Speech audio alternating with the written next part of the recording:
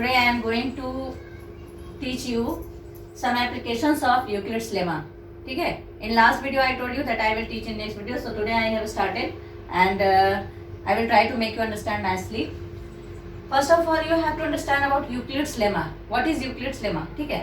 तो for any two given positive integers a and b, मान लेते हैं कोई दो पॉजिटिव इंटीजर्स दिया हुआ है a और b, ठीक है, ऐसा जिसमें कि a is greater than b, उसमें क्या ध्यान देना है कि a is greater than b.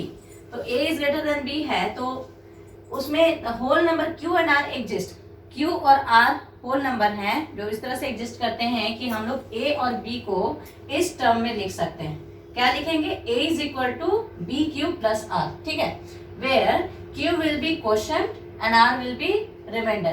If a is greater than b and we are dividing a by b, then we can write a and b in this term. इस term में हम लोग a और b को लिख सकते हैं. ये यूक्लिड लेमा स्टेट करता है, ठीक है, जिसमें कि q जो होगा क्वोशंट होगा, r जो होगा रिमाइंडर होगा. ये बात ध्यान रखना है कि a will be greater than b और r जो होगा वो less than or equal to होगा 0 and greater than or equal to 0 and less than b. r जो होगा हमेशा it will be less than b and greater than or equal to 0. ये ध्यान रखना है, ठीक है.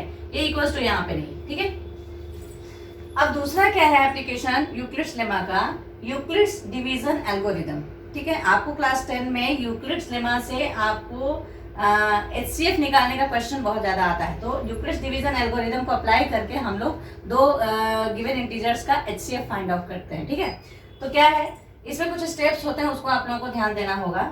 अगर मान लेते A और B दो पॉजिटिव इंटीजर्स हैं जिसमें A is greater than B, ठीक है. अगर A जो है B से ग्रेटर है तो हम लोग इसको यूक्लिड्स लेमा की तरह इस तरह से लिख सकते हैं. A is equal to B Q plus r where r will be less than b and equals to or greater than 0. Okay, तो इस टर्म में हम लोग लिख सकते हैं. स्टेप 1 में सबसे पहले अगर दो पॉजिटिव इंटीजर दिया हुआ है जिसका HCF निकालना है तो हम लोग इस तरह से लिखेंगे तब तक जब तक r इक्वल टू 0 ना हो जाए, ठीक है. स्टेप 2 में क्या करेंगे? पहले हम लोग इस टर्म में लिख देंगे उसको, कुछ रिमाइंडर आएगा. अगर a को b से डिवाइड करेंगे तो कुछ क्वोशंट होंगे और कुछ रिमाइंडर भी आ सकता है. जब तक 0 नहीं है तब तक हम लोग को ये प्रोसेस कंटिन्यू करना है. तो रिमाइंडर आएगा, मान लो फर्स्ट स्टेप में हमने a को b से डिवाइड किया तो कुछ क्वोशंट आया और कुछ रिमाइंडर आया तो हम लोग इस टर्म में उसको लिख देंगे. ये पहला स्टेप होगा, ठीक है, यूक्लिड्स डिवीजन एल्गोरिथम से HCF फाइंड आउट करने का पहला स्टेप. सेकंड स्टेप में क्या करेंगे? इफ r इक्वल टू 0, अगर r इक्वल टू 0 हो गया, ठीक है, रिमाइंडर 0 हो गया, देन HCF विल बी, तो HCF जो होगा वो b होगा, ठीक है. b क्या है? डिवाइजर है. अगर r इक्वल टू 0 हो गया तो जो डिवाइजर है वही आपका HCF होगा, ठीक है. लेकिन if r is equal to not 0, if r equal to 0 नहीं हुआ तो क्या करेंगे? फिर से हम लोग डिवीजन एल्गोरिथम अप्लाई करेंगे, फिर से प्रोसेस करेंगे, ठीक है. और उसके बाद the division lemma to b and r, जो रिमाइंडर है और जो b है जो डिवाइजर है हमारा उसे करेंगे. रिमाइंडर से क्या करेंगे हम लोग? रिमाइंडर से उसको डिवाइजर को फिर से डिवाइड करेंगे. यही करते हैं ना HCF में. तो हम लोग फिर से प्रोसेस करेंगे और फिर से इसी टर्म में उसको लिखेंगे. स्टेप 2 में इसको हम एक एग्जांपल से समझाएंगे, आपको और क्लियर होगा. स्टेप 2 में बस ध्यान देना है कि r अगर 0 हो गया तो ठीक है, वहीं पर b जो होगा हमारा लास्ट डिवाइजर जो होता है वही HCF होगा. लेकिन अगर r 0 नहीं है, रिमाइंडर 0 नहीं है तो फिर से वो कंटिन्यू होगा, ठीक है. उसमें क्या करेंगे हम लोग? फिर से डिवीजन लेमा लगाएंगे b और r में. फिर स्टेप 3 में continue the process till the remainder is 0. जब तक 0 नहीं आ जाता है रिमाइंडर तब तक हम लोग ये प्रोसेस कंटिन्यू करते जाएंगे, ठीक है, स्टेप वाइज. एंड देन जब 0 आ जाएगा रिमाइंडर तो last divisor will be the required HCF. जो लास्ट हमारा डिवाइजर होगा लास्ट स्टेप में जब रिमाइंडर 0 आ जाता है तो वही डिवाइजर जो होगा लास्ट डिवाइजर HCF होता है, ठीक है. हाँ, एक और बात, इस मेथड को हम लोग सक्सेसिव डिवीजन मेथड भी कहते हैं. Use Euclid's algorithm to find HCF of 1651 and 2032, ठीक है. तो इसमें हम लोग देखेंगे कि बड़ा कौन सा है. So we will see 2032 is greater than 1651, ठीक है. तो इसमें हम लोगों को यूक्लिड्स एल्गोरिथम लिखने के लिए मल्टीप्लाई और डिवीजन भी करना पड़ता है. साइड में हम लोग करते रहेंगे जिससे कि हम लोग वो इस टर्म में उसको लिख सके, ठीक है. तो क्या करना होगा? 2032 को 1651 से पहले हम लोग डिवाइड करेंगे साइड में. 1651 2032, तो फर्स्ट टाइम में तो 1 से ही लगेगा. 1651, सो 1 5, 8 and 3.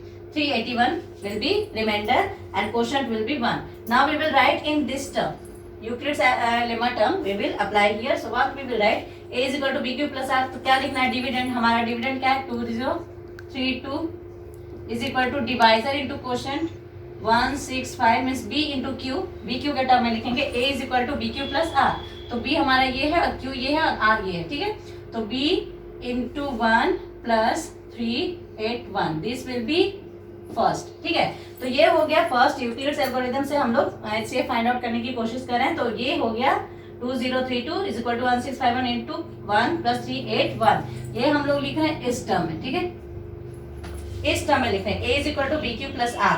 और हम लोग क्या स्टेप में पढ़े थे कि if R is not equal to 0 then apply the division lemma again. ठीक है. B और R में. तो फिर से हम लोग डिवीजन लेमा अप्लाई करेंगे. ये फर्स्ट हो गया क्योंकि R 0 नहीं है. R is not is equal to 0. We will write here. Then again we will divide. Now what we will do? This remainder 381 will divide this divisor 1651. Okay. तो फिर कितने से लगेगा? इस बार 3 3 9 3 4 12. 4 से लगाएंगे. ठीक है. 4 1 4 4 8 32